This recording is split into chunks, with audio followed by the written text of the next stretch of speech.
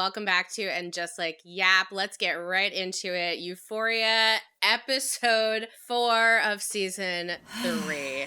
Okay, so we got this sweet little canine officer sniffing in the back of Rue's minivan. The only cops I like are dog cops. Truly. And I was going to say another part of the animal menagerie on Euphoria. Yes, there's a lot going on with animals this season, but like not in a way that like means anything because nothing means anything on this show.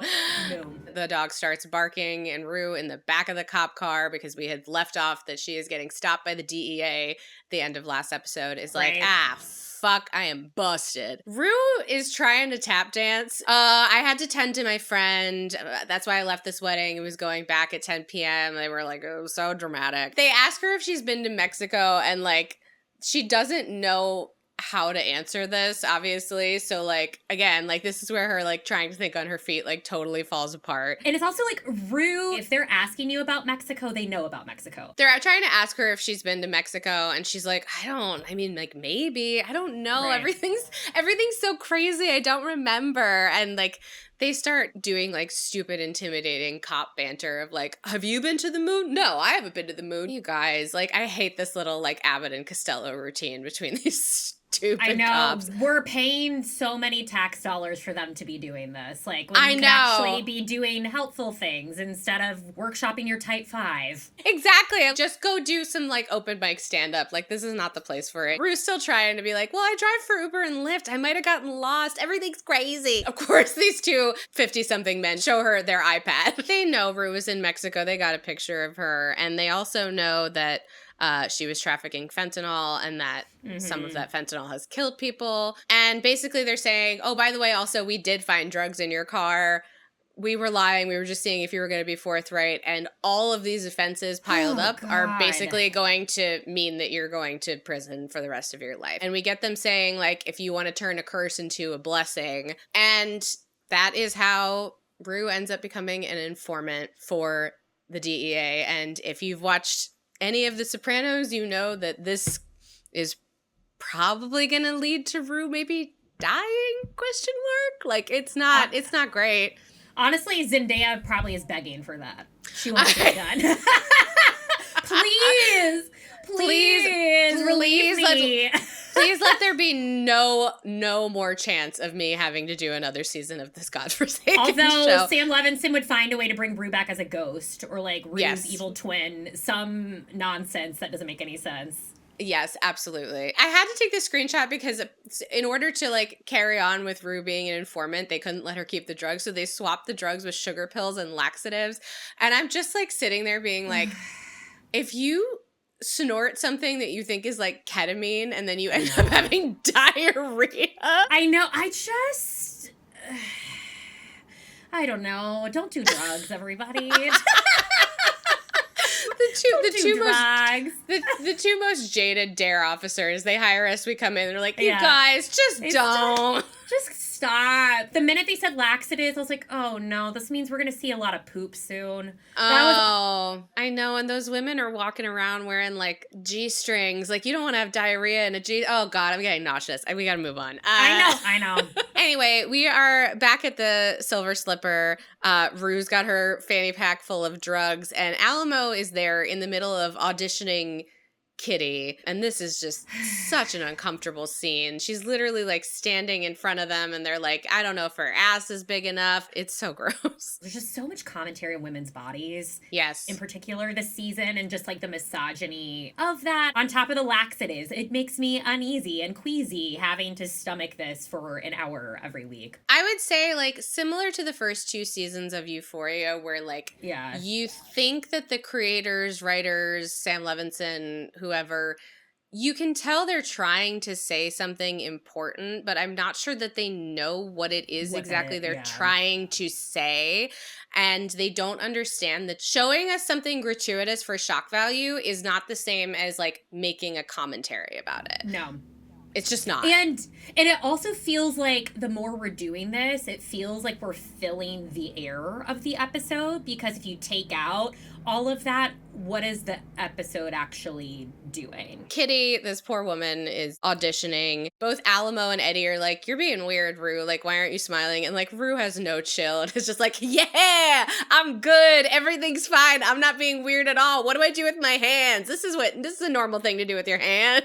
And it's also interesting because Rue has had to lie so much before about like their drug use and stuff like that. So it's interesting to sort of see this shift where Rue can't get a handle on covering themselves. Whatever ability she had to like weasel her way out of things through expert lying is like absolutely shot to shit. Alamo is reveling in their success of killing Paladin.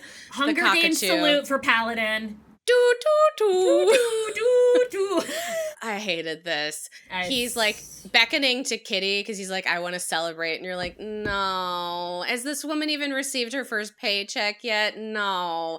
And she because her either real name or nickname is Kitty, she knows what Alamo wants to see, and she gets to work cleaning her hand. Alamo heads off with Kitty to another room. I love that we're getting so much of Rosalia as magic. I thought maybe it was just going to be a cameo in the first episode, but it seems like in this episode, like, magic is playing a larger role, which I'm excited about because Rosalia is so funny in this character. They walk by and Magic is like, can she dance? And she says, she's from Kansas. Give her a break. And then she says, where is Kansas? Yeah. I know.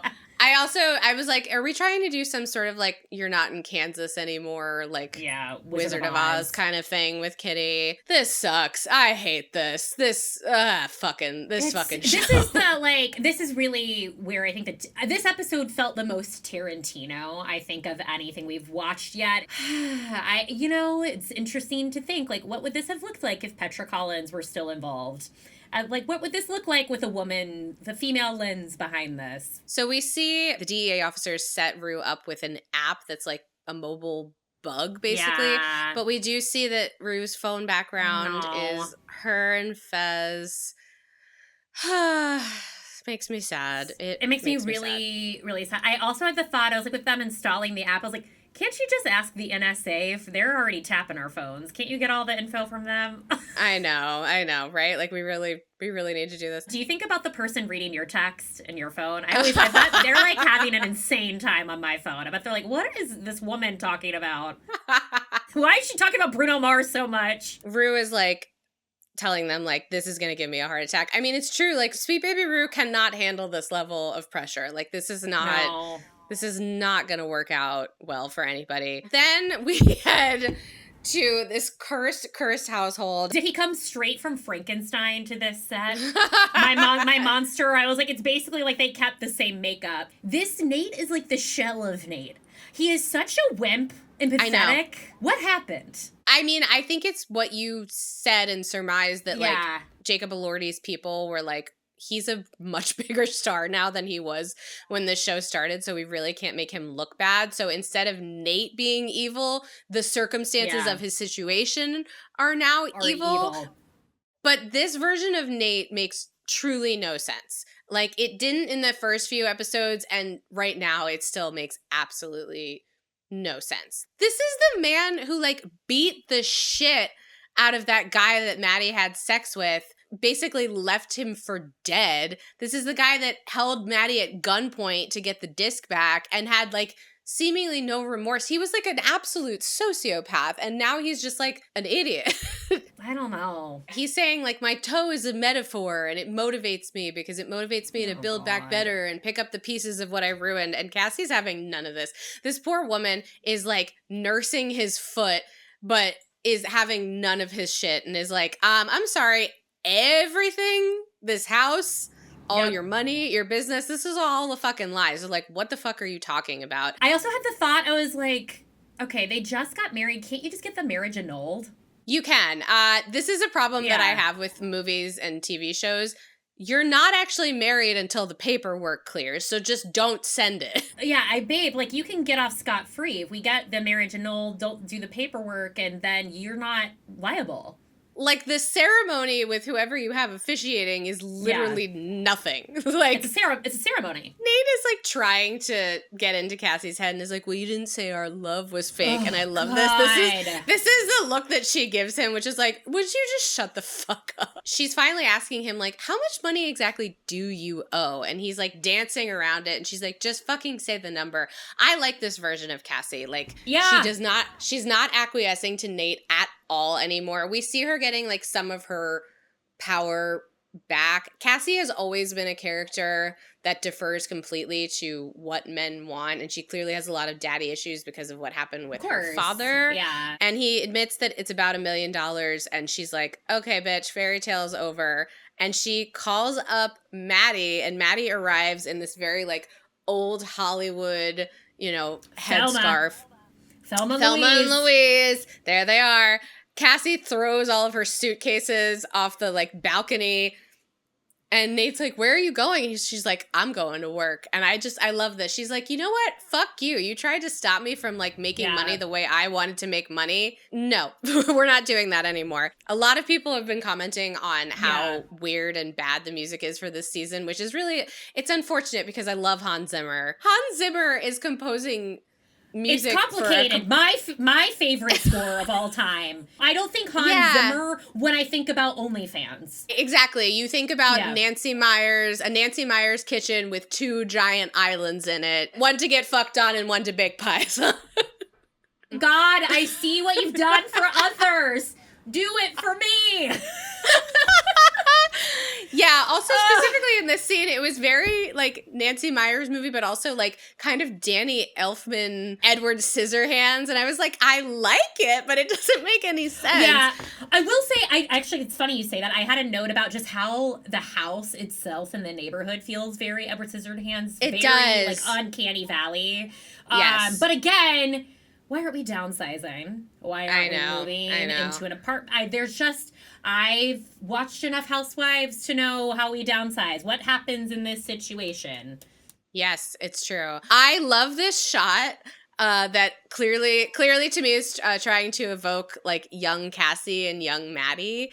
Like, as these two ride off into the sunset to, like, head off an OnlyFans cliff together, we see these two. And Maddy immediately is like, we need to do something about your look. Cut to Jules lying around in her bed, up in her Rapunzel tower, and she's watching, is it Love Island? It was someone had a cowboy hat and a snake. Yeah, well, because they're referencing Rob on Love Island. On Love Island USA. Yeah, I always say, when I'm watching Love Island or Housewives, I am just working. I am clocking in. I'm clocking in when I'm watching reality TV. That is work to me. Yeah, I just love this. Jules has a glass of wine lying in bed. Oh, just working. Just working. But yeah, so Jules is hidden away in her tower watching Love Island when she gets a call from Lexi. And Lexi has invited her to do a painting for this LA Night show that Lexi's been working on. And this line, the character Oceana is inspired by George Surratt. I have to hand it to whoever wrote this line. That's pretty good. Jules seems really excited about this opportunity. It's a big opportunity for Jules. And also, even though Jules is still painting, we addressed in one of the previous episodes that, like, Jules has kind of, like, lost her overall ambition. Smash cut to Eliza Doolittle in the chair at the salon. Yes, it's time to get the bleach blonde cut by Miss J. But I love this. A whole team of stylists standing around ready to revamp Cassie's look, and Maddy's like, the goal is to take her from suburbs to the city, and everyone just nods. Like, they're like, we know exactly what that what that means. And then we get our sequence of Cassie being revamped, and I just love this. Like, Cassie's going through it. She literally just left Nate 45 minutes ago, so she's just down in a whole glass of champagne. Jules is painting away and seems really happy and, like, really in a flow state, in the zone. Cassie has now been fully revamped and is riding around through, I think Hollywood Boulevard was the sign that came up. Hollywood and Highland again, which is what we saw like 2 episodes ago. I was like, enough with the Times Square of Hollywood. Of course they're over there, and of course Cassie is thrilled because Cassie would love Times Square. Are you so kidding? Trashy. Like, this is $3, 2 boobs, 1 Cassie. Like, she thinks it's gonna happen for her. Her hair is bleached to oblivion. We have the reveal of Jules's painting, and it is not what they had in mind. And I love this. They got the character of Oceana. Of course, she's in a slouchy little beanie and is like, I just don't think my character would paint something like this. Jules has done what, of course, Jules is going to do, has taken the inspiration of Sunday in the Park with George and made it, like, fucked up and weird and, like, objectively very cool. Here's what I'll say, though. Jules, you're painting a painting for network television. I know. They can't show, babe, like, it's on NBC. Like, we have to deal with the FCC. You know, of course, this doesn't go over well. There's a lot of penises. Like, Jules did a lot of penises. And I love this. One of my favorite side characters, this producer lady, is like, you could make the penises into bread loaves because it's a picnic scene. Love her. Living for her. Basically, they're like, Jules, just take out all the nudity, please. Like, this is not appropriate. Basically, she's saying, like, Lexi, because you weren't clear with Jules about, like, what needed to happen with this painting, the studio is now going to, like, be spending $200,000 in order to push this scene off. And this is like a really just toxic, like, boss assistant interaction. And she's like making Lexi feel really, really bad about this mistake. It's bad. And Lexi, of course, goes back into her office and, like, starts having a breakdown about it. They have asked Jules to paint over the painting, and Jules is like, fuck this, and just splashes some red paint on it and paints a giant yellow dick across it. Again, like, Jules. Girl, this is the most 23-year-old thing. It's a stupid idea as far as, like, not being able to have the exposure, but also, like, Jules is very, like, I don't know, Jules isn't gonna, like, change who she is or who her art is for somebody else, even though this is professionally a very stupid decision. I know, because I think about her in comparison to Kelsey on Real Housewives of Rhode Island, who is also a kept woman, and Kelsey's still doing hair, and I just think, you know, Jules, this is a huge opportunity. How long is this man going to take care of you or kill you? He and Dexter are aligned, you know. They are. The plastic wrap industry. So I want you as a woman to make sure you're, you know, ensuring these opportunities, like, for yourself. It's true. It's a youthful, stupid thing to do. We see that the Waynes are plotting revenge on Alamo for killing the bird. Rue is on the phone with the DEA officers and is like, look, they killed her bird. Like, we're not going to end up doing business with Lori again. Like, a cockatoo died, you guys. Like, and she was like, well, and they threaten her and they're like, well, we'll just take you to prison then. She's like, well, what if I can, like, set up a buy with somebody else? And she immediately then goes to Maddy for this. She looks like Sabrina Carpenter here. She does. This is absolutely 1000% a nod to Sabrina Carpenter, the espresso video, the whole, like, short and sweet tour aesthetic. We have this other character on the leaf blower. Like, this is just, it's crazy. Like, they're trying to manufacture this shot. Maddy is trying to explain to Lexi, like, why it's good that they're doing this with Cassie. She mentions Bad Baby, who infamously made a lot of money on OnlyFans. And Lexi is like, who are you talking about? And famously, she was Cash Me Outside girl from Dr. Phil. But they're trying to make the point, like, people make a lot of money this way. And so they're trying to say, like, this is legitimate. This is the business world of today, juxtaposed with this poor woman who's been enlisted to try and get this leaf blower to work. I know. Meanwhile, Rue is trying to see if Maddy has a hookup for heroin, and Lexi is like, heroin for your boss? Lexi's having a horrible time at work. Like, Lexi is, like, doing things the right way, aka, like, struggling through being a low-level nothing employee, and she's taking that out on everyone else who is, like, trying to figure out how to make money and, like, be established in a different way. Cassie's like, I'm sorry, can we stop talking? Like, we need to take pictures of my body and I don't need a leaf blower on my body. And Lexi's continuing, like, what is wrong with all of you? Like, I don't know, Lexi, where have you been the last several years? This is your group of friends. They're out of their fucking mind. Oh my God. Nate is at a Los Angeles County municipal building trying with his last ditch effort to get his Sun Settlers building to be able to go forward. We find out that the white fritillary thing like actually wasn't bullshit. It's a real problem that Nate is having. I guess the situation's pretty dire that he couldn't wait until his face healed a little bit. And Cassie's gone, so she's not there to put some like foundation on him. This man is on his last thread. Like, this man is, he's being held together by Oscar Isaac's, like, little threads, you know. Yeah, and I love this. He goes into this speech where he's like, I was blinded by my passion for the elderly. I'm like, what in the chat GPT? Like, why this is not the speech you should be giving. Also, the passion for the elderly? Like, that's like elder abuse. I know. I love this, like, Pawnee-ass mural on the wall. Nate tries another angle of, like, what if I quoted the Bible? Which, like, listen, in America, not a bad move if you're trying to get something done. Go Jesus. And he's like, I have a new idea. We don't have to move the white fritillaries. Think about the hospice wing with a beautiful white fritillary garden. We'll build the building around them. And this is where I was like, that's actually not a bad idea. Like, it's a pretty elegant solution if they were to take it, which they do not. They deny the motion, and he has a complete breakdown and is like, do you fucking hate me, Bill? What's your fucking problem, Bill? And loses his mind. And this is where, like, Nate is on his last legs, and this is where we get sort of, like, the core of the truth of what's been going on with Nate. He says, I can't be bad, which to me sort of reminded me of Henry in Industry being like, I'm a good person and the world needs to parrot that back to me.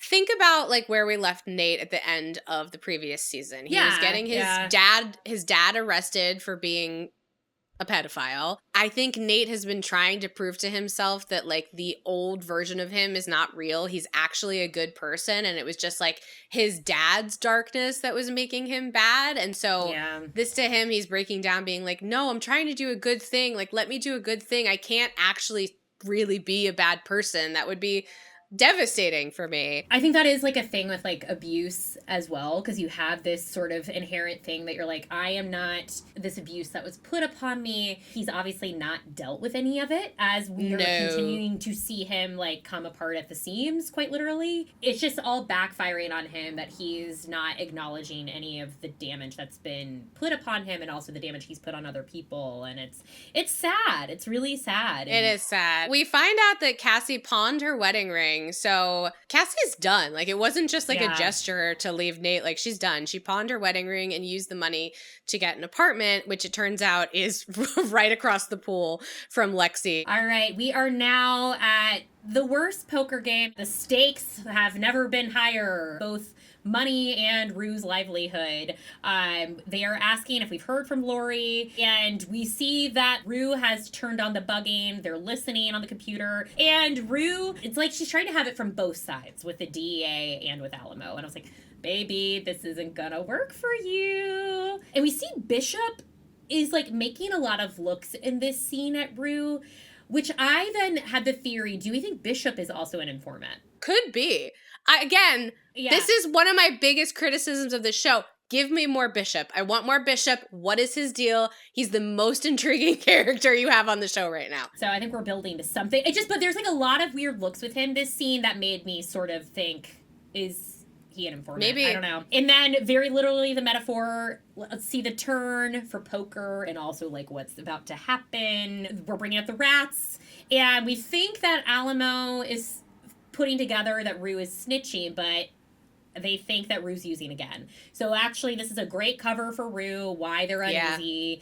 But Bishop takes another long look because Bishop sees what is really going on. And Rue's like, I had to slip up. Sorry. We can see that the DEA agents aren't happy with the interaction. They didn't get what they wanted. And a very sad changing of the guard. We see Rue is scraping off Angel's name on the locker. We find out that she ran away from rehab, which is sort of what we like guessed a few episodes ago. You were the one that pointed out, like, I don't know if she's coming back. And then there's been a lot on the internet about like just how disheveled that whole rehab institution looked, Yeah. and like how the dirty fingernails of the woman doing the intake, and there was no paperwork. So it's like, I don't know that she ran away from rehab. I'm worried. I think runaway is code for, we took our dog to the farm. Wow, this is gonna be our new thing whenever a character dies on any of the shows we cover. Yeah, I can see all the comments. I hate it. Stop doing that.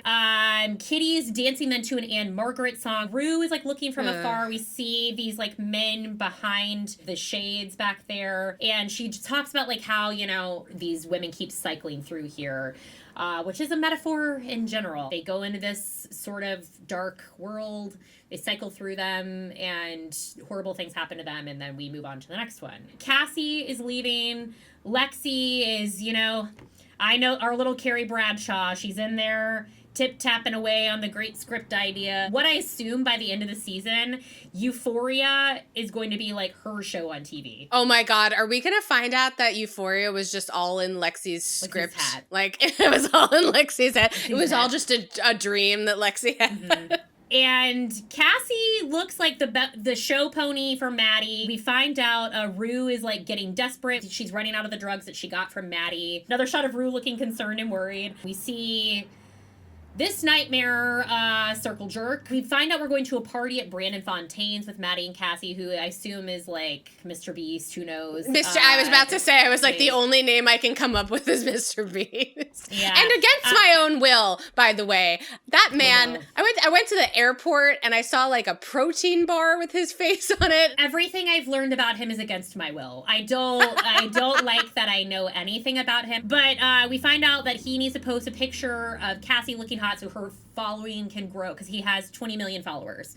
She's got one objective this evening. And Rue is concerned about letting the DA in, because she doesn't know. Are they actually protecting her? Are they actually going to follow through on their word? And we see just a myriad of women in tiny outfits.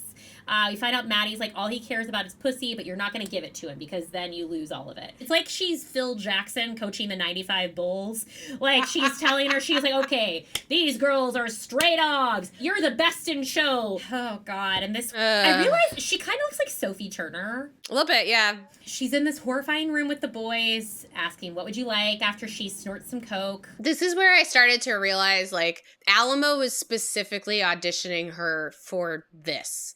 Like, not just to be a dancer. It's bad. It's so dark. It really upset me. It made me so nauseous. And Cassie, she's found her clone. It's like Housemaid all over again. These two dumb blondes. That is Maddie's ex-client. Mm-hmm. Exactly. It all comes full circle. And, this is the only shot I really got of this. So the boys and it was multiple men. It was multiple men, and they were together, and the one slaps the other guy's butt. I know. Well, and we have the remember, the camera is like is like watching over.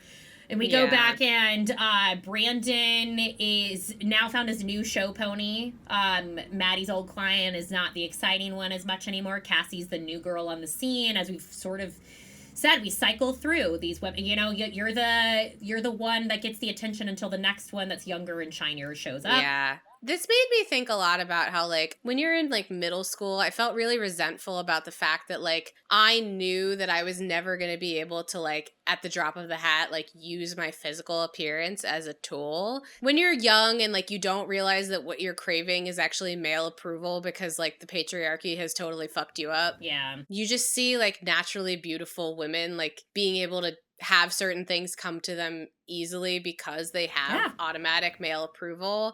And just like, this was just what was occurring to me when I was watching this, of like, Cassie knew she was hot, and she knows that like men desire her. She has always known that. She has always known that that's like a tool in her toolbox.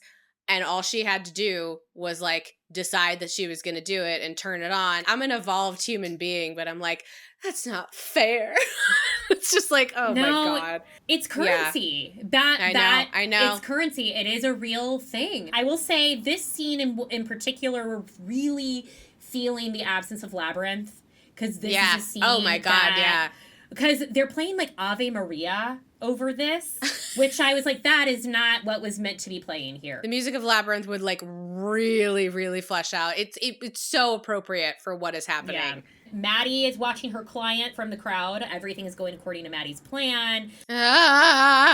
Rue's watching what's happening in the room. Horrifying. The Rue's face, we're going to see a lot more throughout this episode, just as horrified as we are. I laughed at this line. Now it's time to announce the content creator of the month, Ricky D. This is when I will say, I do love LA. It is also not a serious town. It is the weirdest, not serious town. And Brandon sweeps up like a snake. He's like, you guys want to have more fun. So he takes his two blondes, one on each arm. And Cassie has never been more excited for Coke in her life. Also something, I realized this is, again, like, we are so vanilla. I was writing about Coke recently, and I realized I was like, oh, I keep capitalizing it because I think I'm thinking about Coke, the soda, and you don't need to capitalize that. It is not a proper noun, no. So that's something I keep reminding myself. You see Maddy again. Maddy's in the crowd, just watching. She's always around.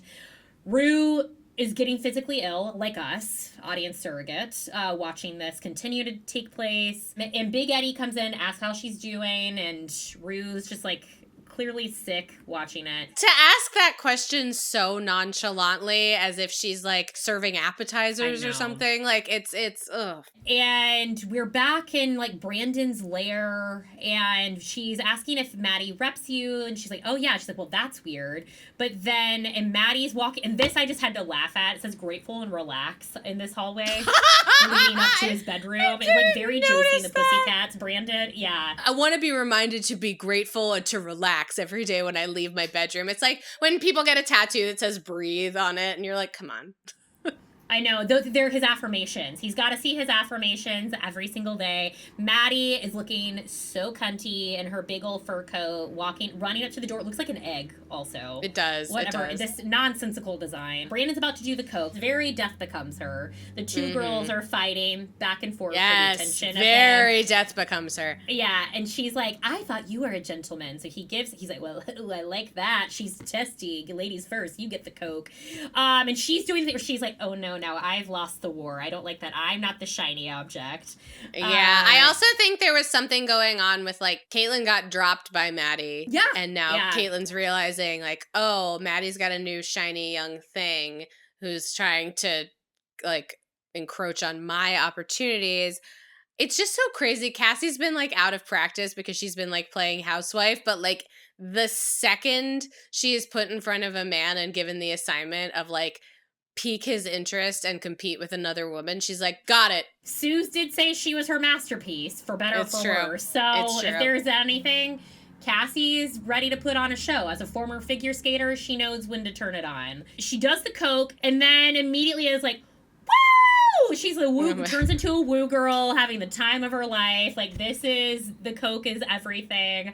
And Maddy's like, okay, all right, things are going into motion. So Maddy leaves. We see that Brandon has continued. Cassie has now unzipped her onesie so he can do coke off of her, like, near her vagina. It's all bad. Caitlin's, like, staring at her, like, with dagger eyes. And Maddy goes after a guy named Smiles. She gets a full camera crew behind her, and she's like, I need to get in there. You gotta open the door. And Brandon clocks Cassie immediately. He's like, you're a fucking crazy bitch, aren't you? And it's like, she is, if there's anything, and God bless her, and I love her for it sometimes. She has no limitations to herself. She's nuts. She's nuts. And they say this is just, I don't know, because they don't know what's happening on the other side of the door, but they're like, we're about to go viral, which is horrifying. Caitlin starts coughing after she does the coke, which I was like, is she about to die? She starts puking. They're about to unlock the door, and you're like, okay, yeah, he wants to have sex right now. He wants to have sex with her. And they come in as that's about to happen. Lights on, cameras on. Brandon is clearly not amused by this, but they're trying to find out who the new friend is on camera. Cassie's ready to turn it on. It's just me, Cassie. That's my handle. Was she always at Cassie? Was there not another at Cassie first? Or is it at it's just me, Cassie? Right. Lots to think about. Lots to ponder. Lots to ponder. The fact that this went so seamlessly, wordlessly, without speaking to each other, like Maddy gave her the assignment and an hour later, like this went off without a hitch. It was horrifying. But like the two of them together that is a powerful unit. I just realized the outfit also looks like the Shania Twain outfit in the That Don't Impress Me Much video. Yes! When she's standing on the side of the road. And so then we see Kitty's in the bathroom, clearly going through it after what just happened to her. That's really horrible. Rue checks in. Are you doing okay? Are you sure you want to be doing this? And then we see shots. There's another pair of heels in the bathroom underneath her that they are not alone. And Kitty says, I like to dance her gritted teeth because she knows she's not alone and she has, like, things could go very badly, so she can't go another way. And this is the most Tarantino moment. This is like Kill Bill. Rosalia comes out of Magic, is the dancer's name, coming out of the bathroom stall, whistling, and she's like staring at this interaction, clocking what Rue is doing, talking to Kitty and what's happening, whistles the entire time, doesn't say a word, and walks out. And immediately goes to Big Eddie. She asked Kitty if someone was forcing her to work here. And I love this move from Big Eddie because he has the shades down and then does the... I do kind of want a pair of sunglasses like that, so I can do that. Whenever someone says something crazy at brunch, you're like, what'd you say? Excuse me? What, excuse me? J'excuse? Yeah. We would not do well in Euphoria. No. We're not cool. No. Magic says, you know what she's been thinking? I don't trust this bitch. Rue is, of course, then in the club, paranoid. You know, as I would be in this club, I would be paranoid. I wouldn't want to be here. And Kitty has her armor on. She's back out. We see this, like, shot of the club. And Rue went outside to try and make a phone call, allegedly, and then realizes she's left her phone. Big Eddie has grabbed her phone in his office. And Rue tries to play it off like nothing's happened. Magic is sitting in the background. And he's like, nobody enters my office alone. You've broken my big rule. And Mom is calling. As we've declared, the DEA is actually her mom and her phone. Mm-hmm. And they're like, it must be important. Magic is watching this all happen from her chair. And she says, Mom. And they're like, listen very carefully. She has ratted you out. You got to find a way to discredit her. And they're like, keep talking like I'm asking about your grandma. And so she looks at Magic's locker and she notices her lock there. Big Eddie's like, well, we closed the door. We need to talk. We're really addressing like what is happening here. And we cut back after the party being a big success. Cassie's phone is blowing up with notifications. Maddie's like, all right, you did the first thing, but now you got to keep their attention, which is like, that's, I think, the hard part in that sort of stuff. It's like, okay, it's one thing to get it, but to go viral once, but then you have to keep going viral. I know, and it's a real fucking pain in the ass. Yeah. Like and subscribe! Like and please tell your friends! Nate is completely powerless. We don't give a fuck anymore because, like, these two have fully teamed up, and now Cassie is going to be all over the internet almost having sex with this other guy, and she just got married to Nate. But, like, fuck Nate. Nate can't do shit about this. Because here's what's going to happen. Cassie's probably going to make a fuck ton of money and get Nate out of his situation. I would love these two at the end of the season to be singing Two Most Wanted together. Yes. I'll be your shotgun rider. Couldn't find the harmony. We're trying. It's hard to do on Zoom. And the whooshes continue as Cassie is just like so pleased with herself. So then Rue goes into big over-the-top performance mode. She's gotten her assignment and now she's in acting class mode. It's acting one, the big scene, the big final scene. She's like, no, you're a liar. You're a liar. And then, of course, Chekhov's Barack Obama masks enter. This pissed me off because these two characters have been so goddamn racist. Like, we don't know who they are yet. It ends up being the Waynes, and these guys have been so racist the entire time. It's not good. And the girls are fighting, like, as they're coming. So it's all, like, coming to a head in a climax at this moment. Big Eddie's trying to break up their fight. And Rue's trying to, like, backtrack on what she was saying to Kitty I was just checking in on her. Isn't that my job? Looking after the girls. Magic says that's bullshit. And then it's interesting that Rue is now using Magic being a drug addict when we just had the whole thing about her being a drug addict in the poker game.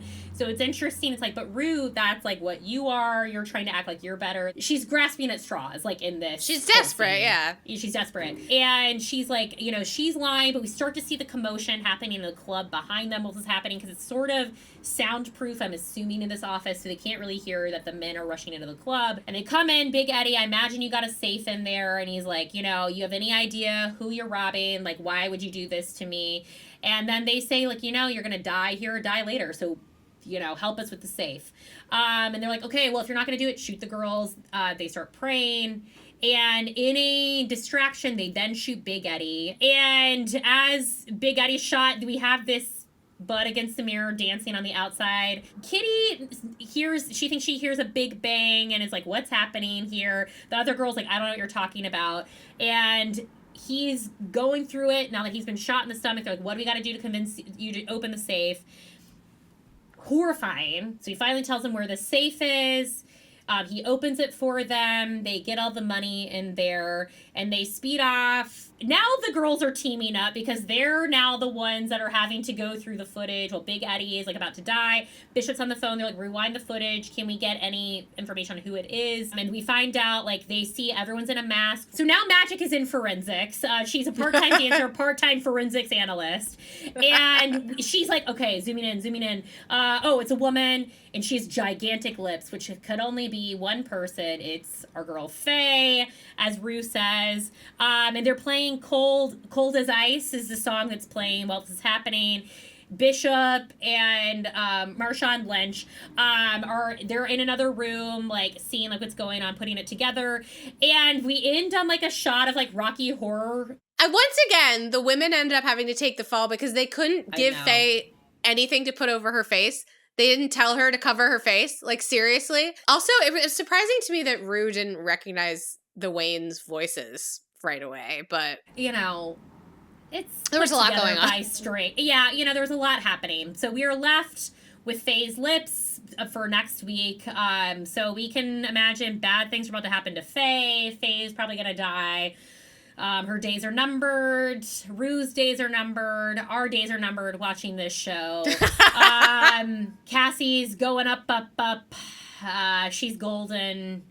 So that's where we're at, everybody. This was the episode I have hated the most. I've been trying to give this show the benefit of the doubt, and there are still moments that I'm like, all right, I'll give you some flowers. Yeah. But again, it was very Tarantino, as you said, but I don't say that as a compliment. I say that as like a...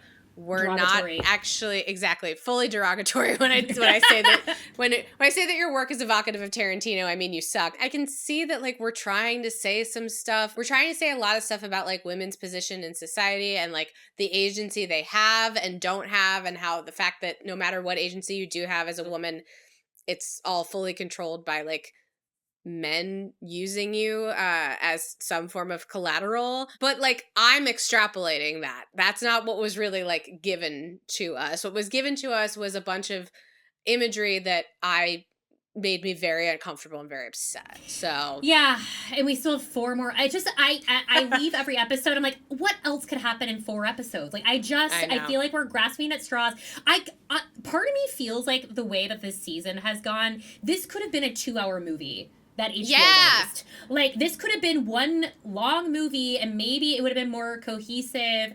There would have been more of a structure to it to allow for these things to happen, because this feels like we're really stretching this out for no good reason. We'll be back next week.